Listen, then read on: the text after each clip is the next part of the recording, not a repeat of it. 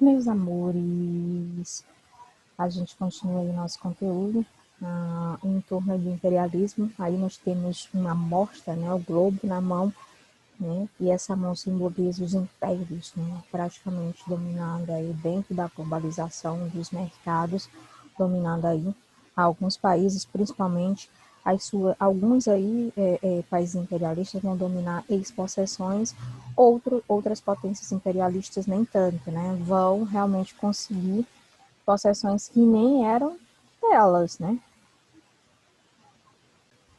Esse processo imperialista, né, gente, ocorre na segunda metade do século XIX, como vocês já viram no início da aula, né, nas aulas anteriores até, que mostrava um pouco dessa ideia dos países imperialistas irem em busca de novos mercados e, ao mesmo tempo, alavancar aí,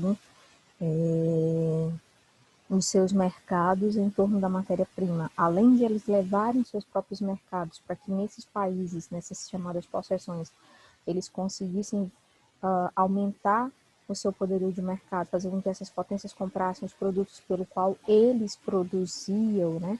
Eles também vão em busca de matéria-prima, principalmente porque alguns aí produziram tanto que a matéria-prima começou a ficar escassa, né? E aí você já sabe o que vai acontecer, né? E tudo ocorre em torno da segunda revolução industrial, onde a gente vai ter uma busca de matéria-prima, uma inserção de novas fontes energéticas, um aprimoramento da mão de obra, né? Uma aceleração nas linhas de produção. Então, eles vão querer, os países imperialistas, aumentar, né, a ideia de fazer com que esses países comprassem as suas mercadorias, como também poderia agregar, unir o útil ao agradável, né? Fazer com que esses países também concedessem a eles, além do livre mercado, concedessem a eles a estrutura simples de matéria-prima.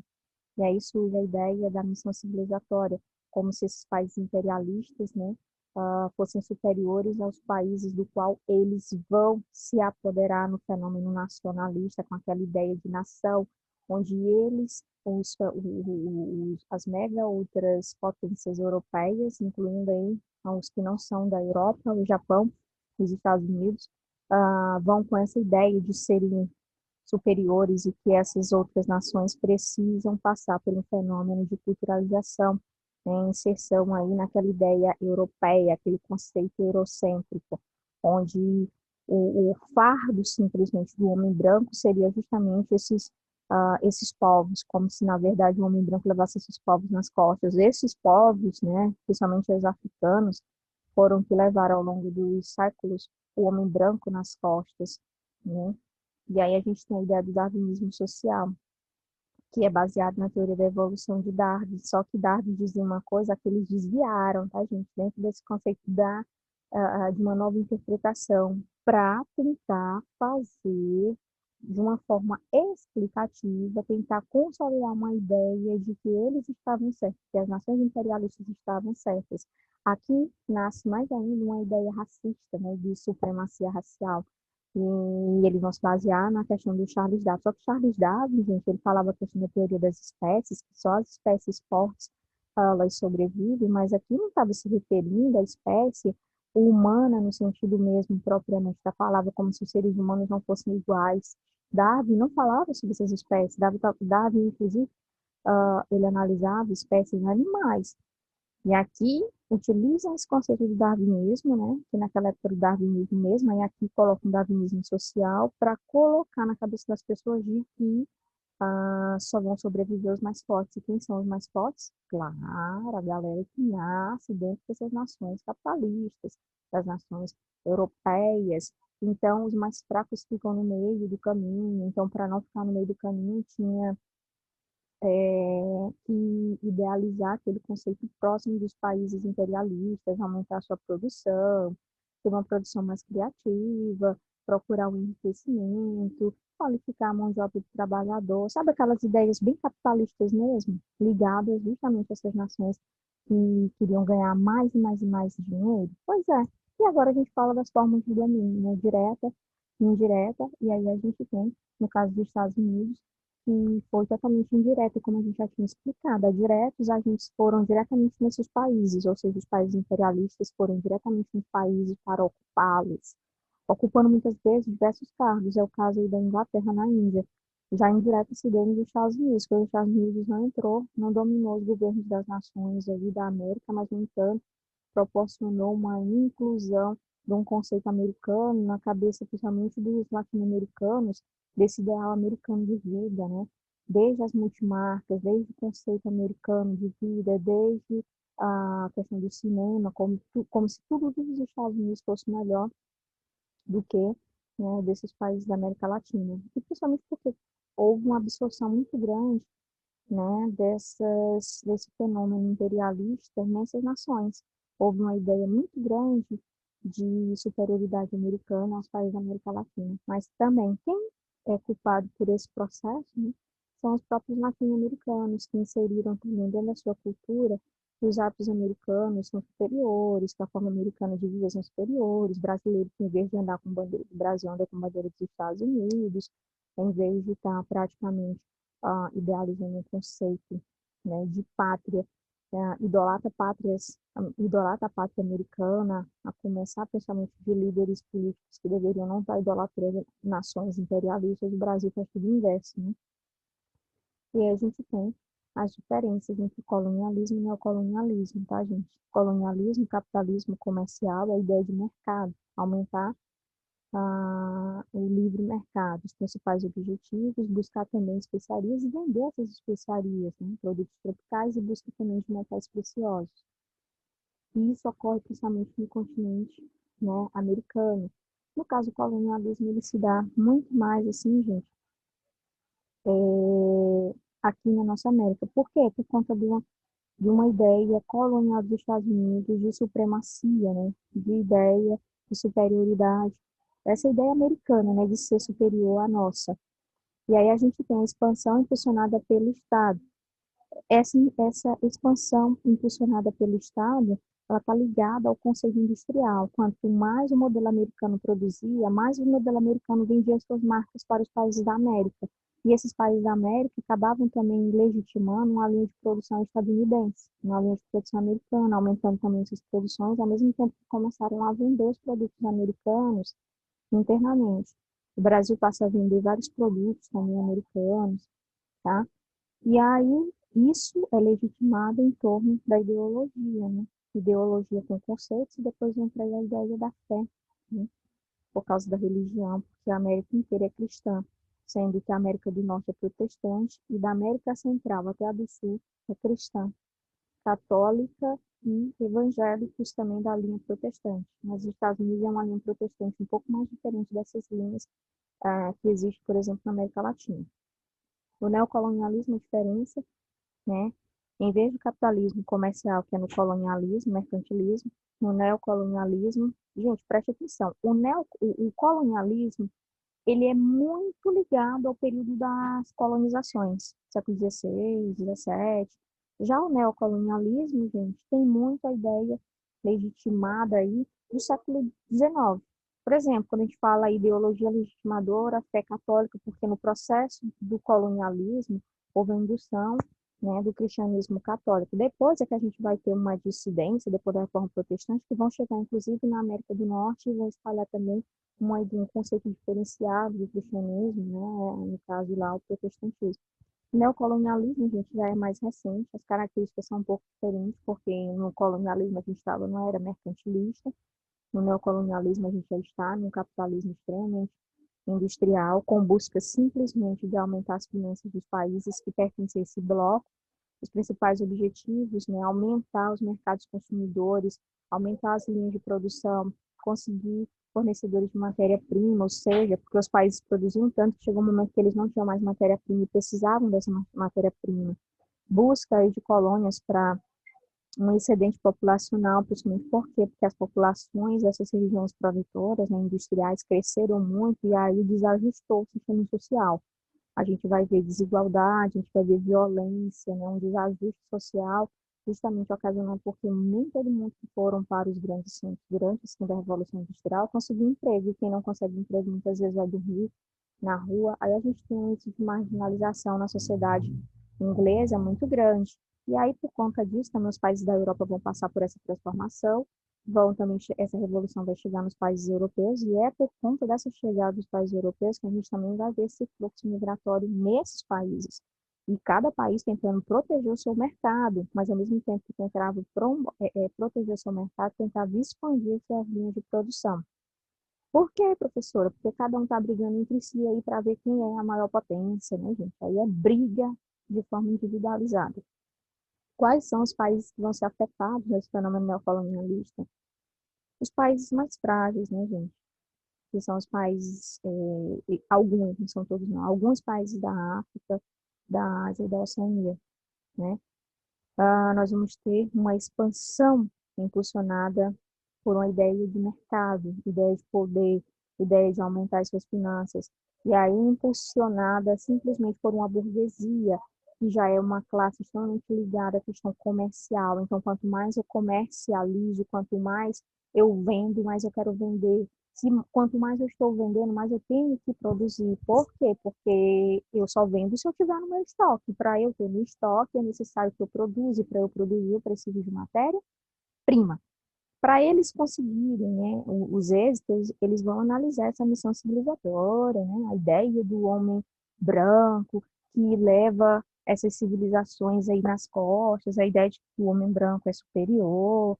Aí essa ideia de separação, né, cada um fica com um pedaço desses respectivos países, se deu na Conferência de Berlim, no final do século XIX, que tinha como principal objetivo aí, gente, a conquista de alguns países aí que pertenciam ao continente africano, e sendo que os principais beneficiários vão ser as potências europeias, principalmente a Inglaterra e a França, que vão ser os países que vão pegar as melhores fatias do bolo, vamos dizer assim, né?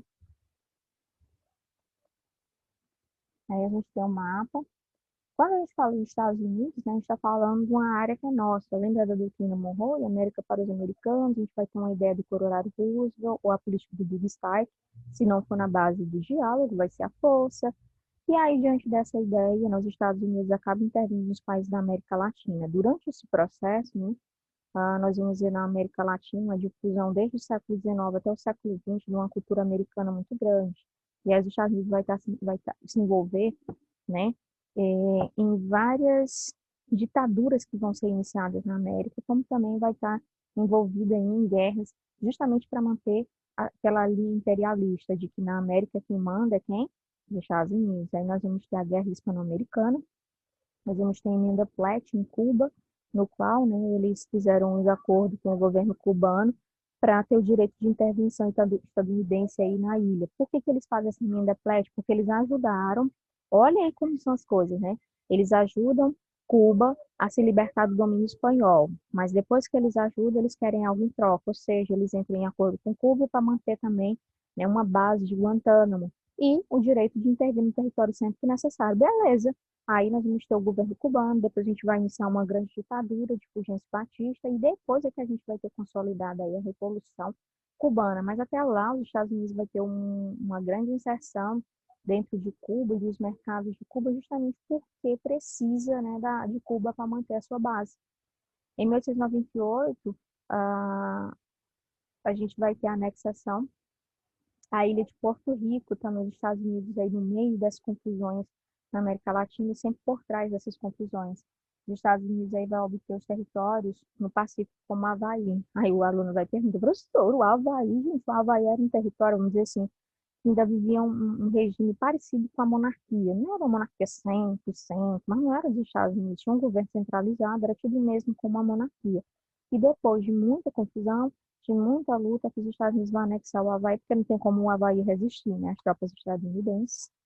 No Japão, período imperialista, a gente tem, né, uma história bem interessante, né?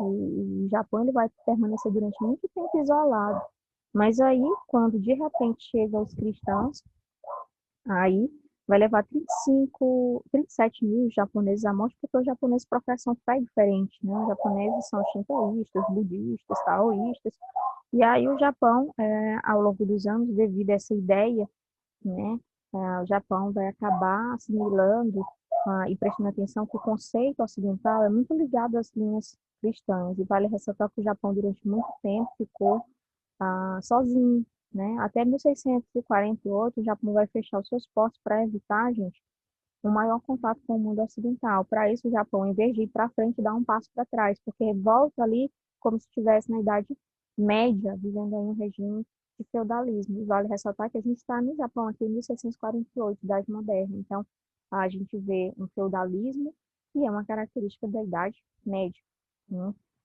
Os Estados Unidos vão acabar com muita intervenção, com muita força, abrir, né, os portos japoneses, ou seja, vai abrir para acordos comerciais. O Japão, no primeiro momento, não quer, porque há um medo de que a cultura japonesa acabasse recebendo a influência da cultura ocidental. Claro que isso vai acontecer, principalmente na área militar. E os japoneses tinham muito medo, principalmente porque na era Meiji era comum os militares do Japão, gente, terem técnicas de artes marciais, né? Eles sabiam lutar aí com espadas, tinham aí também essas lutas, né?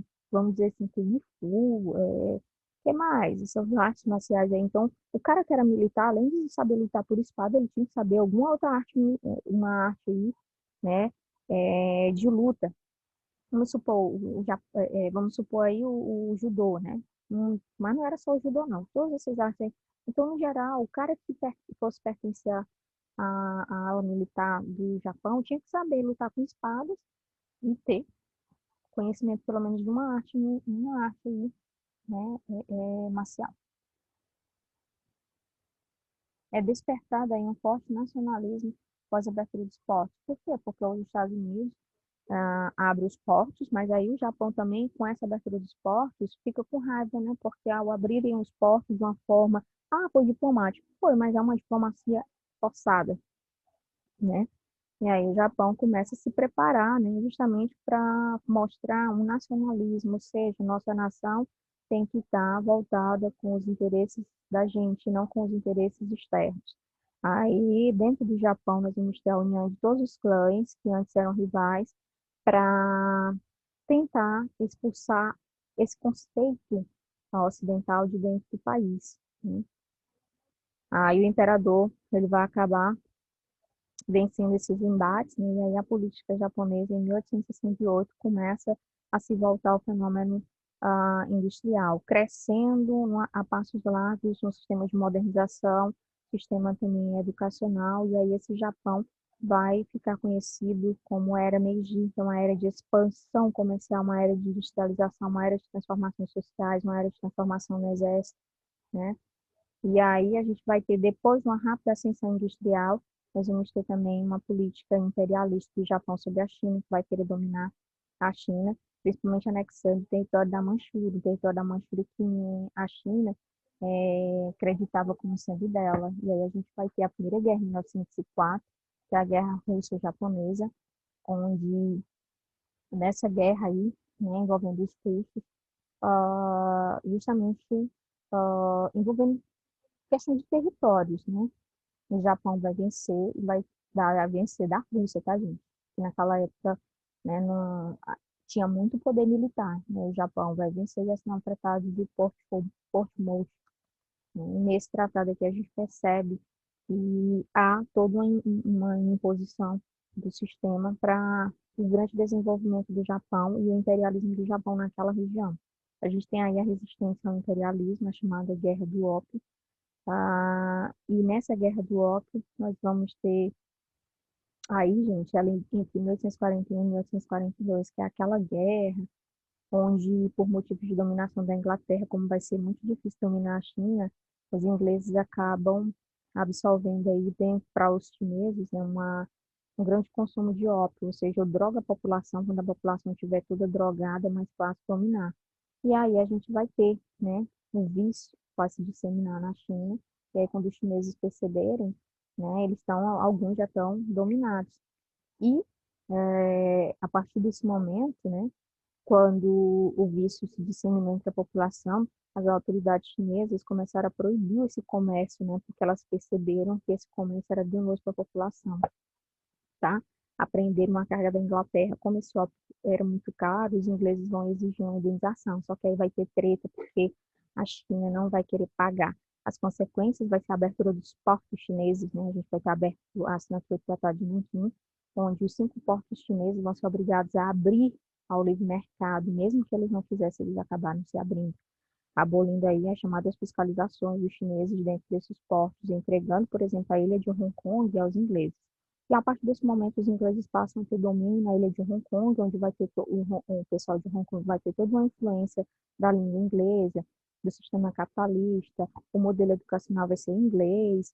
E aí, gente, vem até os dias atuais, né? Quando, de repente, atualmente, a Inglaterra devolveu o território de Hong Kong para a China, e aí Hong Kong não consegue se adaptar ao modelo chinês, e até hoje tem treta, viu, gente?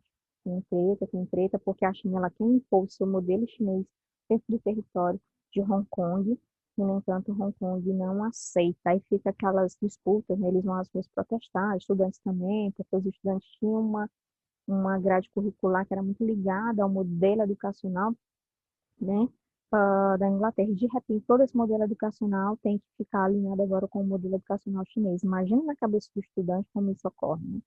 Em 1860 é assinado aí o Tratado de Pequim, que abre mais ainda os portos, né, ao comércio internacional, que são mais 7 portos, tornando aí, né, a China um país extremamente produtor. A Índia, gente, a gente vai só recapitular, porque depois a gente vai entrar, por exemplo, ah, nas outras guerras, né? E especificamente, depois da China, a gente vai ver só a Índia, e da Índia a gente vai pular para o domínio argelino, tá bom? Ou seja, o domínio da França aí na Argélia, as imposições, nós vamos ter o imperialismo dos belgas sobre os congoleses, mas isso fica para a próxima aula, tá bom? Do mais, gente, estamos juntos na próxima aula.